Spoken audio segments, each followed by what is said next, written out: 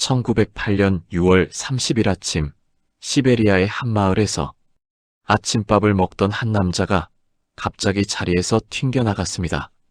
65km 밖에서 벌어진 일이었습니다. 하늘이 둘로 갈라졌다고 그는 나중에 말했습니다. 북쪽 하늘 전체가 불길에 뒤덮였고 셔츠에 불이 붙은 것처럼 뜨거웠다고. 소리가 들리기도 전에 충격파가 그를 먼저 날렸습니다. 그 폭발의 에너지는 히로시마 원자폭탄의 1000배였습니다. 서울 면적의 3배에 달하는 숲이 순식간에 초토화됐고 8천만 그루의 나무가 같은 방향으로 쓰러졌습니다. 진동은 서유럽의 지진계에까지 기록됐고 폭음은 3000km 밖에서도 들렸습니다. 사흘 동안 시베리아에서 수천 킬로미터 떨어진 영국에서는 한밤중에 신문을 읽을 수 있을 만큼 하늘이 밝았습니다. 그런데 현장에는 아무것도 없었습니다. 충돌구가 없었습니다. 운석 파편이 없었습니다. 지구 역사상 가장 강력한 충돌 사건이 일어났는데 쓰러진 나무 말고는 아무 흔적도 남기지 않았습니다. 19년이 지나서야 처음으로 과학자가 현장에 도착했고 빈손으로 돌아갔습니다. 오늘은 그 폭발의 정체를 따라갑니다. 20세기가 막 시작되던 시절, 시베리아 중부는 지구에서 가장 고립된 땅 중 하나였습니다. 포드카멘나야 퉁구스카강 유역, 영구동토층 위에 키 큰 전나무와 소나무가 끝없이 펼쳐지는 타이가 삼림, 가장 가까운 마을 바나바라까지도 수십 킬로미터를 걸어야 닿는 곳. 그 숲 속에는 술록을 키우며 살아온 에벤키족이 드문드문 천막을 치고 있었습니다. 1908년 6월 30일 오전 7시 17분 바나바라 교육소에서 아침을 먹던 세메노프라는 남자는 나중에 이렇게 증언했습니다. 갑자기 북쪽 하늘이 둘로 갈라지며 삼림 위로 불길이 솟아올랐다고. 하늘 전체가 불로 뒤덮이는 것을 보았고 셔츠에 불이 붙은 것 같은 열기가 느껴지는 순간 충격파에 날려 땅에 쓰러졌다고. 그 사이에 걸린 시간은 몇 초도 되지 않았습니다. 1000km 떨어진 이르쿠츠크에서는 창문이 흔들렸습니다. 3000km 밖에서는 폭음이 들렸습니다. 런던과 워싱턴의 기압계가 요동쳤고 지진계는 유럽 전역에서 반응했습니다. 기압파는 지구를 2바퀴 돌았습니다. 하지만 그 중심에 있던 숲은 그날 아침부터 수십 년간 인간의 발길이 닿지 않는 침묵 속에 남겨졌습니다. 너무 멀었고 너무 고립됐으며 러시아는 곧 혁명의 소용돌이에 휘말렸습니다. 세계에서 가장 강력한 폭발이 일어났지만 세상은 그것을 거의 잊었습니다. 1921년 러시아의 광물학자 레오니트 쿨리크가 처음으로 그 폭발에 주목했습니다. 사건 발생 13년 후였습니다.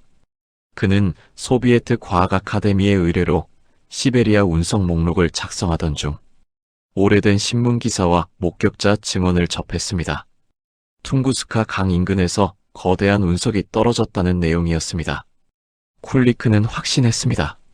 엄청난 운석이 그곳에 묻혀 있고 그 운석 철을 캐낼 수 있다면 소련의 큰 자원이 될 것이라고. 소련 정부를 설득해 예산을 받아내는 데만 6년이 걸렸습니다. 마침내 1927년 사건 발생 19년 만에 쿨리크의 탐사대가 현장에 도착했습니다. 그들이 목격한 광경은 압도적이었습니다. 수십 킬로미터에 걸쳐 나무들이 모두 같은 방향으로 한 지점을 중심으로 방사형으로 쓰러져 있었습니다. 마치 거대한 힘이 위에서 내리눌러 사방으로 밀어낸 것처럼. 그런데 그 중심부에 가까워질수록 이상한 것이 보였습니다. 나무들이 쓰러지지 않고 서 있었습니다. 가지와 껍질이 모두 타서 없어진 채로 전봇대처럼 꼿꼿이. 바로 폭발 정중앙 아래에 있었기 때문에 충격파가 수직으로 내리눌러 쓰러지지 않은 것이었습니다. 쿨리크는 충돌구를 찾아 삼림을 누볐습니다. 발견한 것은 습지와 자연적으로 생긴 작은 웅덩이들 뿐이었습니다. 운석 파편도 없었습니다. 운석 철도 없었습니다. 그는 3차례 더 탐사를 반복했지만 결과는 같았습니다. 세계에서 가장 강력한 충돌 사건의 현장에 충돌의 증거가 없었습니다. 쿨리크가 빈손으로 귀환했다는 소식이 알려지자 그때부터 진짜 혼란이 시작됐습니다. 운석이 아니라면 무엇인가? 해성이라면 왜 흔적이 없는가? 일부 과학자들은 반물질이 대기권에서 소멸했다고 주장했습니다. 자연적인 핵폭발이 일어났다는 이론도 나왔습니다. 1950년대에는 외계 우주선이 추락했다는 가설이 진지하게 논문으로 발표됐고, 당시 소련과 서방의 일부 과학자들이 이를 검토했습니다. 지금까지 발표된 학술 논문만 1000편이 넘습니다. 그중 어떤 것도 최종 답이 되지 못했습니다. 현재 과학계가 가장 유력하게 받아들이는 설명은 소행성 에어버스트입니다.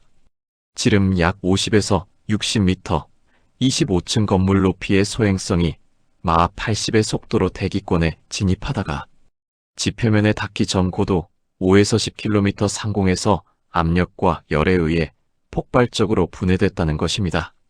지표면에 충돌하지 않았기 때문에 충돌구가 없고 물체 자체가 대기 중에서 증발했기 때문에 파편이 없다. 나사와 대부분의 천문학자들이 이 설명을 지지합니다. 2013년 러시아 첼랴빈스크에서 비슷한 소행성 에어버스트가 일어났을 때 과학자들은 퉁구스카의 설명이 맞다는 확신을 가졌습니다.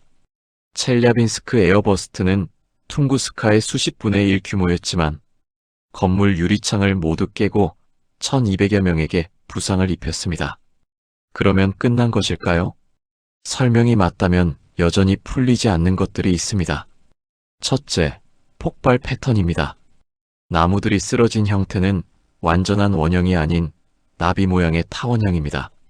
단일 천체의 수직 에어버스트라면 원형이어야 합니다. 일부 연구자들은 복수의 천체가 동시에 폭발했거나 진입 각도가 매우 낮았을 것이라고 보지만 아직 결론이 없습니다. 둘째, 수일간의 야광 현상입니다. 폭발 이후 사흘 동안 유럽과 러시아 서부에서는 밤에도 독서가 가능할 만큼 하늘이 밝았습니다. 소행성 파편이 대기 상층부에 뿌려진 것으로 설명되지만 그 범위와 밝기는 50에서 60m짜리 소행성 하나로 설명하기에 지나치게 넓습니다. 셋째, 체코 호수 문제입니다.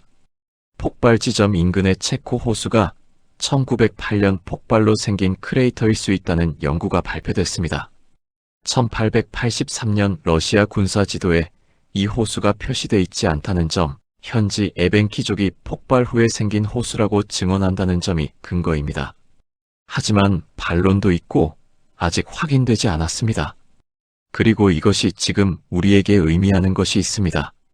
소행성 에어버스트는 이제 실제로 일어나는 현상임이 확인됐습니다. 퉁구스카 규모의 충돌은 수백 년에 한 번, 첼랴빈스크 규모는 훨씬 더 자주 일어납니다.